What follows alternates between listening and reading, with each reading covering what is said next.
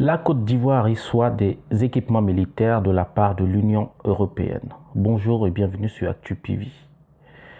Ce 3 février, l'Union européenne a offert à la Côte d'Ivoire des équipements militaires, donc une quarantaine de véhicules de transport non blindés, des pick-up et des drones de surveillance.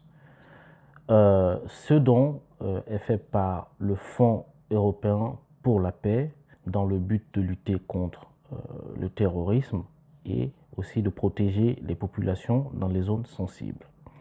C'est une bonne chose pour la Côte d'Ivoire, pour l'armée ivoirienne, parce qu'elle renforce ses équipements militaires, d'une part, mais on peut toujours essayer de regarder la partie critique, parce qu'il faut essayer toujours d'apporter un truc critique sur ces éléments-là.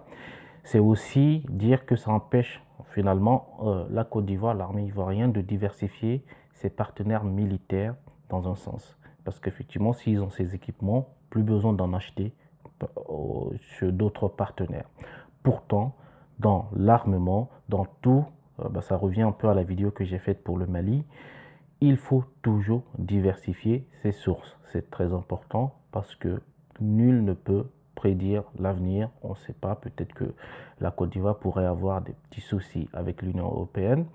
Et donc, vu qu'ils n'auront que ces partenaires qui peuvent les fournir des armements, ils seront obligés de reconstruire en fait tous les flux avec d'autres partenaires.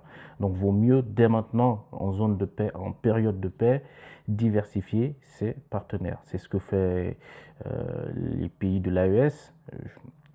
Peut-être qu'ils sont contraints parce qu'ils sont en situation de guerre, quoi qu'il en soit. Les pays qui ne le sont pas ont le temps de le faire, donc il faut le faire. Regardez l'Inde, l'Inde le fait.